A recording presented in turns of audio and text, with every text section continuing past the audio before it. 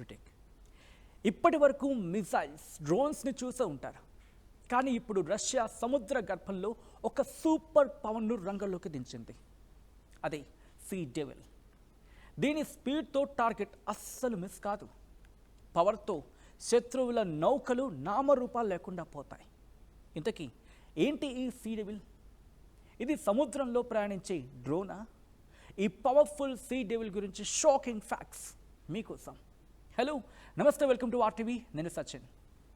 ప్రపంచ దేశాల మధ్య యుద్ధ మేఘాలు కమ్ముకుంటున్న టైంలో రష్యా అధ్యక్షుడు వ్లాదిమిర్ పుతిన్ తన అమ్ముల పొదులోని అత్యంత భయంకరమైన ఆయుధాన్ని బయటకు తీశారు.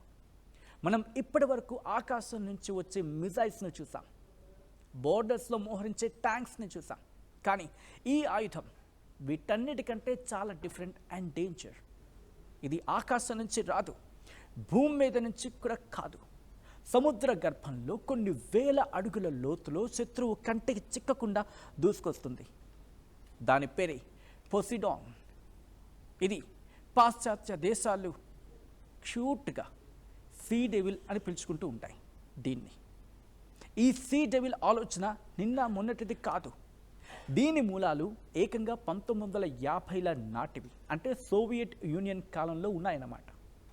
అప్పట్లో ప్రఖ్యాత భౌతిక శాస్త్రవేత్త ఆండ్రీ సఖారోవ్ T-15 అనే పేరుతో ఒక భారీ అణు టార్పిడోను తయారు చేశారు. అమెరికా తీర ప్రాంత నగరాలను నాశనం చేయడానికి ఇది సరైన మార్గం అని చెప్పి భావించారు. అయితే అప్పట్లో టెక్నికల్ పరిమితులు ఉంటాయి కదా, సాంకేతిక పరిమితుల కారణంగా అది సాధ్యం కాలేదు. దశాబ్దాల తర్వాత 2015లో రష్యా టీవీ ఛానల్స్లో అనుకోకుండా ఒక డాక్యుమెంట్ లీక్ అయింది. దాని పేరే స్టేటస్ 6. అవును, స్టేటస్ 6 అనే పేరుతో పిలిచే ఒక రహస్య ఆయుధం గురించి for the very first time ప్రపంచానికి తెలిసింది. 2018 పుతిన్ ఈ ఆయుధాన్ని అన్స్టాపబుల్ అని చెప్పి ప్రకటించారు. అయితే రష్యన్ ఫోర్సెస్ 2011 నుంచే తీవ్రంగా ఈ ఆయుధంపై కసరత్తులు ప్రారంభించాయి. నిజానికి సీ డెవిల్ అనేది ఒక సాధారణ బాంబు కాదు. ఇదొక అండర్ వాటర్ అటానమస్ డ్రోన్. అంటే దీనికి మనుషుల అవసరం లేదు. లోపల ఒక చిన్న న్యూక్లియర్ రియాక్టర్ ఉంటుందంటే, ఉంటుందంతే. దీనివల్ల దీనికి ఇంధనం అయిపోతుంది అనే సమస్య ఉండదు. ఒక్కసారి సముద్రంలోకి వదిలితే వేల మైళ్ళ దూరం ప్రయాణించి ప్రపంచంలోని ఏ మూలన ఉన్న లక్ష్యాన్నైనా, టార్గెట్ అయినా ఈజీగా చేసేయగలదు, రీచ్ అయిపోగలదు. ఇదొక రోబోట్ లాగా సముద్రం అడుగున నెలల తరబడి వేచి ఉంటుంది. ఒక్క ఆర్డర్ రాగానే, ఒక కమాండ్ రాగానే దాడి చేసేయగలదు. సాధారణ టార్పిడోస్ కంటే దాదాపు 30 రెట్లు పెద్దది. సుమారు 65 అడుగుల పొడవు ఉంటుంది, 6 అడుగుల వెడల్పు ఉంటుంది. ఎలా? 65 అడుగుల పొడవు, 6 అడుగుల వెడల్పు. ఒక్క మాటలో చెప్పాలంటే బిగ్గర్ సైజ్. 65 అడుగుల పొడవు, 6 అడుగుల వెడల్పు ఉన్న 6 అడుగుల రీటేక్.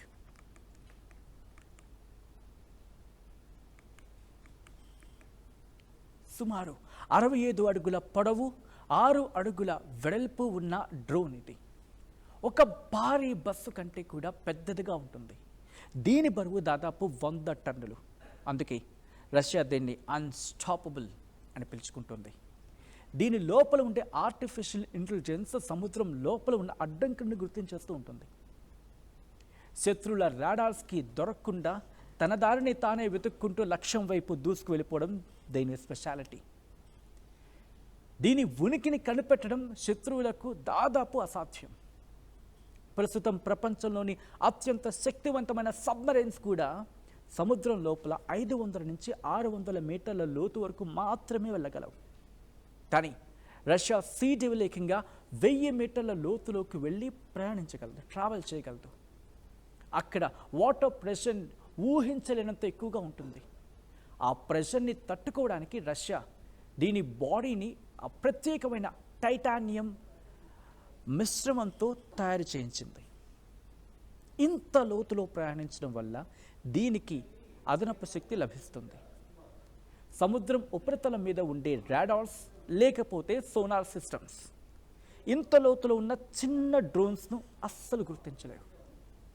ఒకవేళ ఎనిమీకి ఇది ఎక్కడుందో తెలిసినా అంత లోతులోకి వెళ్ళి దీన్ని అటాక్ చేయడం, ఒక్క మాటలో చెప్పాలంటే అటువంటి పవర్ ప్రస్తుతానికైతే ఏ దేశం దగ్గర కూడా లేదు అనేది రష్యా చెప్పే మాట. అందుకే దీన్ని ఇన్విజిబుల్ కిల్లర్ అని చెప్పి పిలుస్తోంది Russia. What it is? Invisible killer. Sea డెవిల్లో అసలైన భయం దాని లోపల ఉండే వార్ హెడ్. ఇందులో 100 మెగాటన్ల సామర్థ్యం ఉన్న న్యూక్లియర్ బాంబ్ అమర్చారు. రెండో ప్రపంచ యుద్ధంలో హిరోషిమాపై వేసిన బాంబు కంటే ఇది కొన్ని వేల రెట్ల పవర్ఫుల్, కొన్ని వేల రెట్లు శక్తివంతమైంది. ఇది తీరానికి దగ్గరగా వచ్చి పేలినప్పుడు అది ఒక భారీ రేడియో ధార్మిక సునామీని సృష్టిస్తుంది. ఆ సునామీ నీరు మొత్తం రేడియో ధార్మికతతో ఉంటుంది. ఒకవేళ ఆ నీరు ఒక నగరం మీద పడితే మొత్తం నాశనం అవ్వడమే కాదు, అక్కడ 100 ఏళ్ల వరకు మనుషులు జీవించలేరు. పూర్తి సముద్రం నీటిని ఈ సీ డెవిల్ పాయిజన్గా మార్చేస్తుంది. సీ డెవిల్ నీటి లోపల గంటకు సుమారు 200 కిలోమీటర్ల వేగంతో ట్రావెల్ చేయగలదు. దీనికోసం రష్యా సూపర్ కేవిటేషన్ అనే టెక్నాలజీని వాడుతూ ఉంది. ఇది డ్రోన్ చుట్టూ ఒక గాలి పొరను సృష్టించి నీటి ఘర్షణను తగ్గిస్తుంది. అలాగే న్యూక్లియర్ పవర్తో నడవడం వల్ల ఇది ఎలాంటి శబ్దం కూడా చేయదు, ఎటువంటి నాయిస్, ఎటువంటి శబ్దం రాదు దీని నుంచి. దీంతో ఎనిమీకి ఇది ఎక్కడ ఉందో తెలిసే అవకాశం తక్కువ. దాంతోపాటు శత్రువుకి దీనివల్ల దీని ఉనికి తెలిసే లోపే భారీగా నష్టం కూడా జరుగుతుంది. ఈ సీ డెవిల్ డ్రోన్స్ను లాంచ్ చేయడానికి రష్యా బెల్గరోడ్ అనే భారీ సబ్మెరైన్ను తయారు చేస్తుంది. ఇది 600 అడుగుల పొడవు ఉంటుంది. ఒక్కో బెల్గరోడ్ 6 సీ డెవిల్ డ్రోన్స్ని మోసుకువెళ్ళగలదు. అంటే ఒక్క సబ్మెరైన్ ద్వారా రష్యా ఏకకాలంలో, ఒక్క టైంలోనే, అంటే సింగిల్ టైంలో, ఏకకాలంలో 6 వేర్వేరు నగరాలను నాశనం చేసేయగలదు ఏకకాలంలో. అమెరికా దగ్గర ఆకాశం నుంచి వచ్చే ముప్పును ఆపడానికి డిఫెన్స్ సిస్టమ్ ఉన్నాయి కానీ, అమెరికా దగ్గర ఉన్నాయి కానీ సముద్ర గర్భం నుంచి వచ్చే ఈ సీ డెవిల్స్ను అడ్డుకునే మిజైల్స్ లేవు, అంటే యాంటీ మిజైల్ సిస్టమ్ లేదు. రష్యా ఇప్పటికే దీన్ని ఆర్కిటిక్ సముద్రంలో మోహరించింది.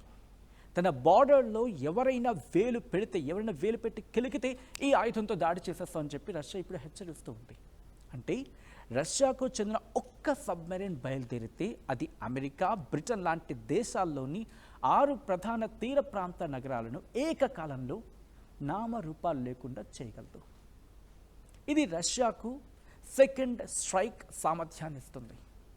అంటే ఆకాశంలో రష్యా మిజైల్స్ను కూల్చిన సముద్రం లోపల వచ్చే ఈ సీ డెవిల్స్ను ఆపడం ఎవరి తరం కాదు.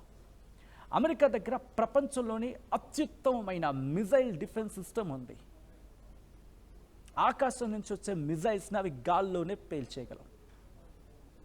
కానీ సముద్రం లోపల నుంచి వచ్చే ముప్పుకు అమెరికా దగ్గర ఎలాంటి మిజైల్స్ లేవు. అమెరికా రక్షణ శాఖ కూడా ఈ సీ డెవిల్ విషయంలో తీవ్ర ఆందోళన వ్యక్తం చేసింది. ప్రస్తుతం సముద్ర గర్భంలో ఇంత వేగంగా, ఇంత లోతులో వచ్చే డ్రోన్ను అడ్డుకునే ఇంటర్సెప్టర్ సిస్టమ్ ప్రపంచంలో ఇంకెక్కడా లేదు. దీంతో రష్యా యుద్ధ రంగంలో తిరుగులేని దేశంగా నిలవనుంది. మరి దీని మీద మీ అభిప్రాయం ఏంటి? రష్యా దీన్ని ఉపయోగిస్తే అమెరికా ఏం చేయొచ్చు? అమెరికా రష్యా యుద్ధం లాంటి పరిస్థితులు వస్తే ఎవరిది పై చేయవచ్చు? మరి ముఖ్యంగా ఈ ఆయుధాన్ని ఉపయోగించి, ఈ సీ డెవిల్ని ఉపయోగించి మీ అభిప్రాయం ఏంటి? కామెంట్ చేయండి.